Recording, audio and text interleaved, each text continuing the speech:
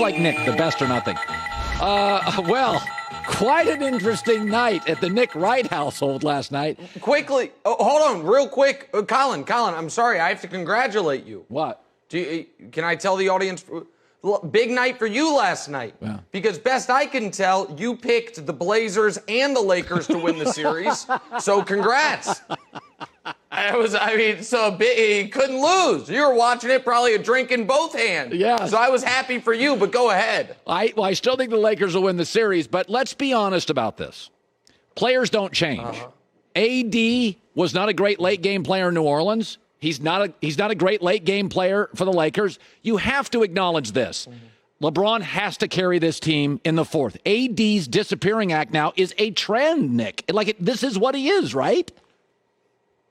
Well, contrary to what some people would have you believe, LeBron's arguably the greatest closer in league history, so it should be his job. But, yeah, I mean, listen, Anthony Davis is going to have to be better in the fourth quarter of the games once you get to the conference finals and the NBA finals. But there is this narrative today from folks across wherever you are on the LeBron spectrum, from Skip Bayless to Shannon Sharp, the one thing everyone seems to agree on is, well, listen, LeBron's got to be more aggressive. The 17 assists were nice, but he's got to be more aggressive. I say to all of those people, you are wrong.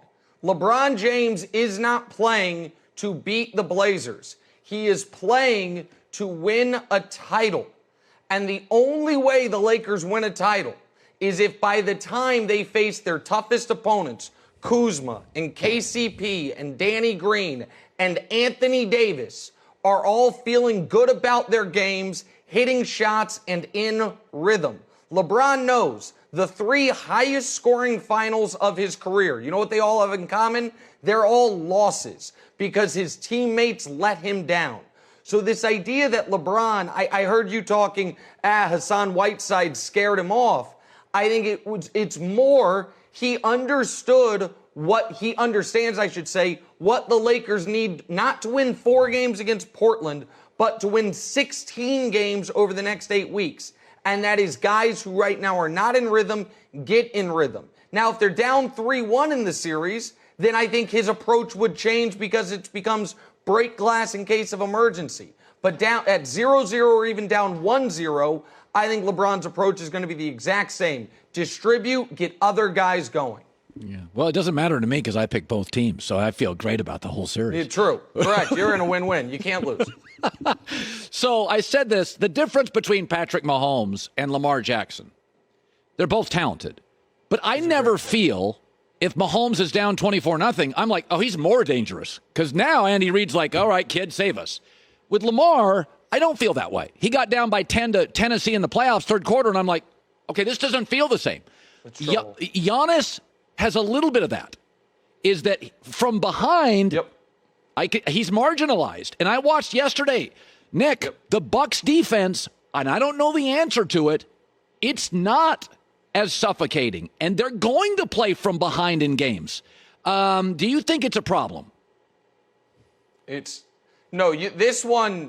I think you absolutely nailed. It's the final piece to the puzzle for Giannis. It's why, despite the fact that he's about to win his second straight league MVP, you rarely hear him called just universally the best player in the world.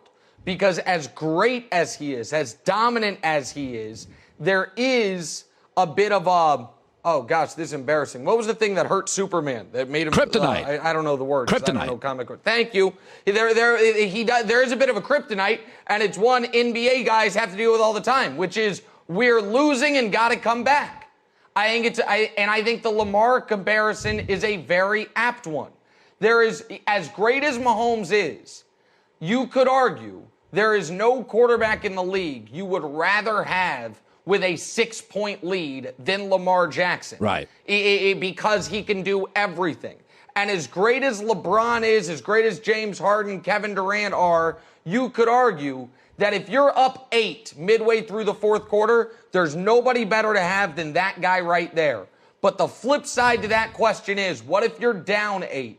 And it is the question LeBron or Giannis needs to answer this postseason, because it is the hole in his game, and it is why him not having, even though he hit 3 threes yesterday, not having a reliable jump shot, that's the last piece for him. And maybe he'll answer it here. And your point about the Bucks, who had a historically great defense in the regular season, that defense has to show up. So on this one, I agree with you 1,000%. And because I agree with you 1,000%, I have to take a shot on the front end, which is, my, oh my, how far Patrick Mahomes has gone. Because when he was down 24-0 to the Texans, according to Colin Cowherd, he had never won a big game in his life. And yet you were totally confident he was going to come back in that one. So good for Patrick. That's quite a journey for him.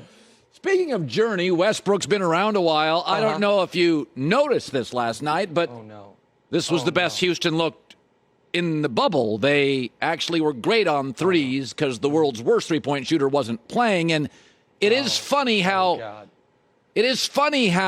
certain players leave a team or miss a game, and the team's not the same.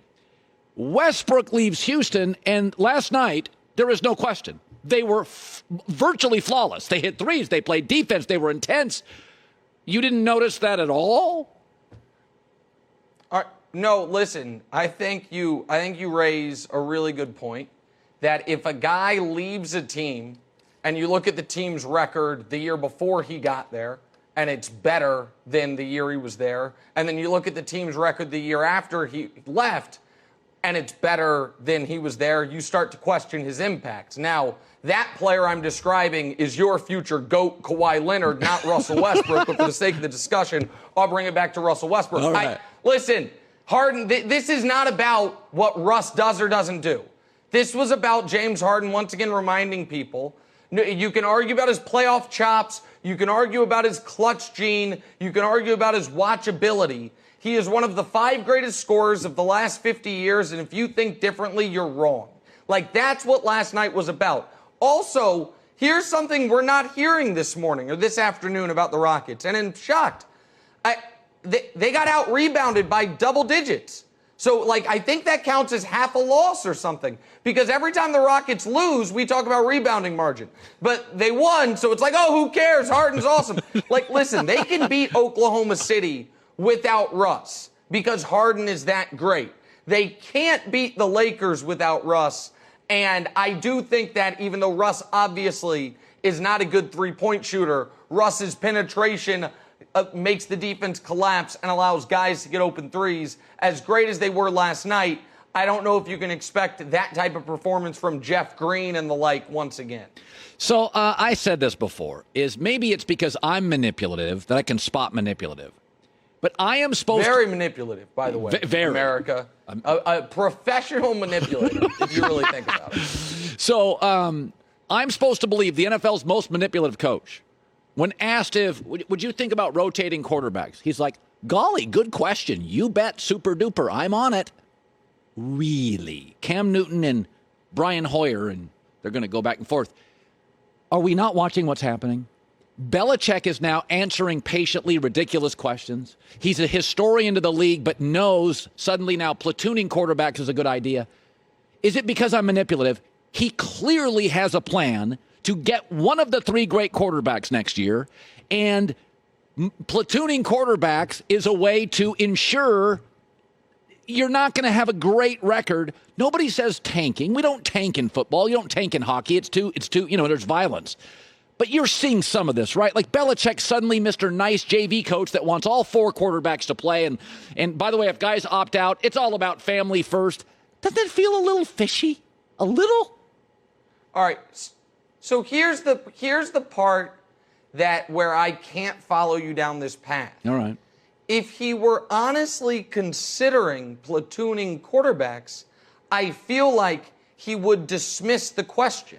The fact that he actually acknowledged the question makes me think if he is this king manipulator like you're making him out to be, which he may or may not be, that if he were actually thinking about it, he would dismiss it. And if he wasn't thinking about it, he would be like, oh, let's have people have this conversation, even though we're never going to do it. There's a bit of a Princess Bride situation. Right. I know what you know, that I know what you know, what I know. And so I don't know where that train ends. What I found most interesting about the Patriots quarterback rotation yesterday, where it was Cam, Stidham, and Hoyer, was not that all three are competing for the starting spot, but that I think Hoyer and Stidham are competing for the backup job. I think the reason Hoyer's getting those reps is because they don't know who their backup is, not they don't know who the starter is. Cam's going to be the starter, but the backup there is going to really matter because of Cam's injury history the last few years. Hoyer doesn't. Hoyer's been in this system. He's been with these coaches. He's been with these players. He doesn't need a bunch of reps. The fact that he's getting them, to me, is likely more about Stidham. And if the Patriots end up with an awesome quarterback, Colin, in 2 years or 3 years, unfortunately, for the right-thinking Americans who really don't like this franchise, I believe that quarterback is more likely to be Aaron Rodgers than Trevor Lawrence. I think if there is a master plan for Belichick, I think it's about what Aaron Rodgers could be more so than what one of these young college quarterbacks could be. Well, that was good. That was good today. Yeah, you're well thought out. It was all very well thought out today. I did appreciate that. Thank you. Congrats again, man. I'm sending you your your Blakers jersey. That's what I'm going to call it, a jersey. I'm very excited for you.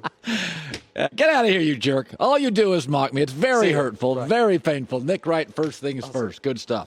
Hi, everybody. Thanks for watching. Subscribe here to get the latest from the show. Also, be sure to check out more of the best clips from The Herd or go watch a few segments from other shows on FS1.